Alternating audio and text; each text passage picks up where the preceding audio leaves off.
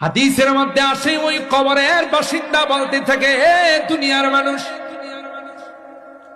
তোরা এত বড় নিষ্ঠুর হবে যদি জানতাম, দুনিয়াতে তোদের সঙ্গে কোনো সম্পর্ক করতাম। কি অপরাধ, কি অপরাধ ছিল রে, আমাকে জঙ্গলের মধ্যে মাটির নিচে শোয়া তোমরা চলে যাচ্ছ।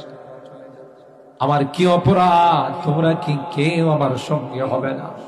দুনিয়ার কোন মানুষ তার ডাক শুনে না, পশু পাখিরা তার আওয়াজ শুনে 40 কদম যাওয়ার পর মন কান্না কিরেছে, তাকে বলবে মান রাব্বুক ওয়া মা দীনুক ওয়া মান হাযার রাজুলুল্লাযী বুইসা ফীকুম।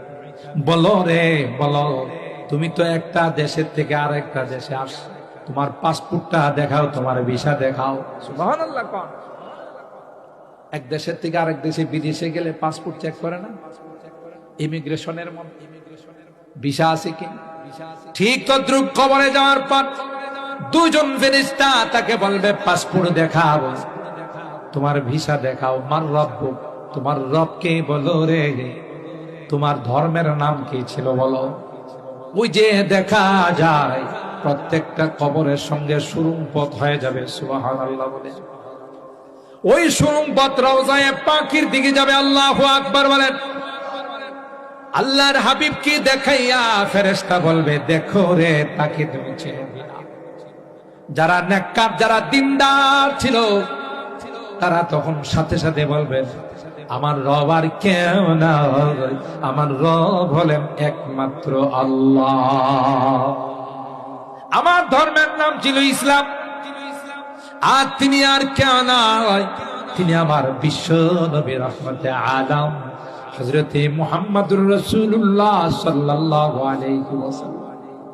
জান্নাতি লিবাস, জান্নাতি ফেরেশতারা বলবে, গোলাম, দুনিয়ার মানুষ তোমারে কোনো কাপড় দেয় নাই, লুঙ্গি দেয়, সালোয়ার, পাঞ্জাবি।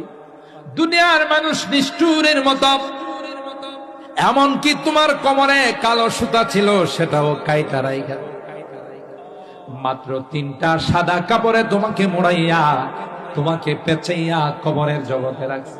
অথচ তোমার জামা কাপড়ের অভাব ছিল না। কথা কয় না? না না, কনকনে শীতের মধ্যে মাটির মধ্যে তোমাকে শোয়াই দিয়া গেছে। দুনিয়ার মানুষ বড় নিষ্ঠুর রে। যখন তিনি প্রশ্নের জবাব দিবে, আল্লাহ পাক ফেরেশতাদের ডাক দেয়া বলবে, আলবিসুহু মিনাল জান্নাহ ওয়া আফরিশুহু মিনাল জান্নাহ ওয়াফতাহু লাহু বাবাম মিন আবওয়াবিল